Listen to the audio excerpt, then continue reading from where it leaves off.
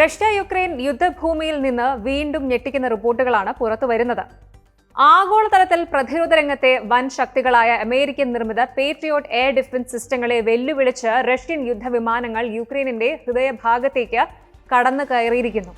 അതെ, ആകാശത്ത് വൻ നാശം വിതച്ചുകൊണ്ട് റഷ്യൻ ജെറ്റുകൾ KH-59 ക്രൂയിസ് മിസൈലുകളുമായിട്ട് നടത്തിയ ആക്രമണം ലോകം മുഴുവൻ ഇപ്പോൾ ചർച്ച ചെയ്യുകയാണ്. എന്താണ് യഥാർത്ഥത്തിൽ യുദ്ധമുഖത്ത് സംഭവിക്കുന്നത് പരിശോധിക്കാം. ഏറ്റവും പുതിയ റിപ്പോർട്ടുകൾ അനുസരിച്ച് റഷ്യൻ വ്യോമസേന തങ്ങളുടെ അത്യാധുനിക യുദ്ധവിമാനങ്ങൾ ഉപയോഗിച്ച് യുക്രൈനിന്റെ പ്രധാന നഗരങ്ങളെയും തന്ത്രപ്രധാന കേന്ദ്രങ്ങളെയും ലക്ഷ്യമിട്ട് കനത്ത വ്യോമാക്രമണമാണ് നടത്തിയിരിക്കുന്നത്. യുക്രൈൻ പ്രതിരോധ നിരയെ ഞെട്ടിച്ചുകൊണ്ട് റഷ്യൻ ജെറ്റുകൾ അവരുടെ വ്യോമാതിർത്തി ഭേദിച്ചാണ് ഈ ആക്രമണം അഴിച്ചുവിട്ടത്. KH-59 വിഭാഗത്തിൽപ്പെട്ട ശക്തമായ മിസൈലുകളാണ് റഷ്യ ഈ ദൗത്യത്തിനായിട്ട് ഉപയോഗിച്ചിരിക്കുന്നത്.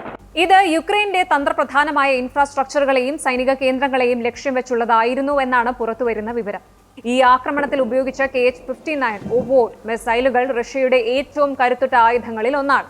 ദൂരപരിധിയും കൃത്യതയും കൊണ്ട് കുപ്രസിദ്ധമായ ഈ മിസൈലുകൾ തടയുക എന്നത് യുക്രൈനിന്റെയും സഖ്യകക്ഷികളുടെയും വ്യോമ പ്രതിരോധ സംവിധാനങ്ങൾക്ക് വലിയൊരു വെല്ലുവിളിയാണ്. അമേരിക്ക നൽകിയ പേട്രിയറ്റ് സംവിധാനങ്ങൾ ഉൾപ്പെടെയുള്ളവ ഈ മിസൈലുകളെ പൂർണ്ണമായി പ്രതിരോധിക്കുന്നതിൽ പരാജയപ്പെട്ടോ എന്ന ആശങ്ക ഇപ്പോൾ അന്താരാഷ്ട്ര മാധ്യമങ്ങൾ പങ്കുവയ്ക്കുന്നുണ്ട്. യുക്രൈൻ നാവികസേനയും പ്രതിരോധ യൂണിറ്റുകളും മുൻപ് ഇത്തരം മിസൈലുകളെ APKWS പോലെയുള്ള ചെറിയ ഗൈഡഡ് സംവിധാനങ്ങൾ ഉപയോഗിച്ച് തടയാൻ ശ്രമിച്ചിട്ടുണ്ടെങ്കിലും റഷ്യയുടെ ഈ പുതിയ ആക്രമണത്തിന്റെ തീവ്രത വളരെ വലുതാണ്.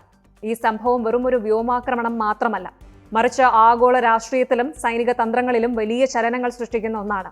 യുക്രൈനിന് ലഭിക്കുന്ന പാശ്ചാത്യ രാജ്യങ്ങളുടെ സൈനിക സഹായങ്ങളുടെ ഫലപ്രാപ്തിയെക്കുറിച്ച് ഇതിനകം തന്നെ ചോദ്യങ്ങൾ ഉയർന്നു കഴിഞ്ഞു. റഷ്യൻ പ്രസിഡന്റ് വ്ളാഡിമിർ പുടിന്റെ ഭാഗത്തു നിന്നുള്ള ഈ കടുത്ത തിരിച്ചടി യുദ്ധത്തിന്റെ സ്വഭാവം തന്നെ മാറ്റിയിരിക്കുകയാണ്. പാശ്ചാത്യ രാജ്യങ്ങളുടെ പിന്തുണയോടെ മുന്നേറുന്ന യുക്രൈന് റഷ്യയുടെ ഈ മിസൈൽ മഴ വലിയൊരു തിരിച്ചടിയാണ് സമ്മാനിച്ചിരിക്കുന്നത്. ഈ സംഘർഷം തുടരുന്നത് യൂറോപ്യൻ രാജ്യങ്ങളുടെ സുരക്ഷയും ആഗോള സാമ്പത്തിക സ്ഥിരതയും ഒരുപോലെ ബാധിക്കുന്നു. ഊർജ്ജ പ്രതിസന്ധിയും വിതരണ ശൃംഖലയിലുള്ള തടസ്സങ്ങളും ലോകമെമ്പാടുമുള്ള സാധാരണക്കാരെയാണ് ബാധിക്കുന്നത്. റഷ്യയുടെ ഈ പുതിയ നീക്കം യുദ്ധം അവസാനിപ്പിക്കാനുള്ള സമാധാന ചർച്ചകളെ കൂടുതൽ പിന്നോട്ട് വലിച്ചിരിക്കുകയാണ്. ചുരുക്കത്തിൽ റഷ്യ-യുക്രൈൻ യുദ്ധം കൂടുതൽ രൂക്ഷമായ ഘട്ടത്തിലേക്കാണ് പ്രവേശിക്കുന്നത്. അതുപോലെ ഇനി റഷ്യ-യുക്രൈൻ യുദ്ധത്തിന്റെ ഇപ്പോഴത്തെ ലേറ്റസ്റ്റ് അപ്ഡേറ്റുകൾ നോക്കുമ്പോൾ യുദ്ധത്തിൽ ഇപ്പോൾ ഏറ്റവും വലിയ കൺസേൺ ഈ പറഞ്ഞ എയർ അറ്റാക്സ് ശക്തമാകുന്നു എന്നതാണ്. ഓഗസ്റ്റ് 20 കീവിൽ റഷ്യ നടത്തിയ വലിയ ഡ്രോൺ മിസൈൽ ആക്രമണത്തിൽ കുറഞ്ഞത് 12 പേർ കൊല്ലപ്പെടുകയും 33 പേർക്ക് പരിക്കേൽക്കുകയും ചെയ്തു. റെസിഡൻഷ്യൽ ബിൽഡിംഗുകൾ, മെഡിക്കൽ സെന്റേഴ്സ്, എഡ്യൂക്കേഷണൽ സ്ഥാപനങ്ങൾ എന്നിവയ്ക്കും ഡാമേജ് ഉണ്ടായിട്ടുണ്ട്. അതിന് തൊട്ടു മുൻപ് കാർഖിവ് മേഖലയിലെ ഒരു പ്രദേശത്ത് റഷ്യ നടത്തിയ മിസൈൽ അറ്റാക്കിൽ 10 പേർ കൊല്ലപ്പെട്ടിരുന്നു. അതായത് സിവിലിയൻ കാഷ്വാലിറ്റീസ് വീണ്ടും ഉയരുകയാണ്. UN കണക്കുകൾ പ്രകാരം 2026 ജൂലൈയിൽ മാത്രം 437 സിവിലിയൻസ് കൊല്ലപ്പെടുകയും 2610 പേർക്ക് പരിക്കേൽക്കുകയും ചെയ്തിട്ടുണ്ട്.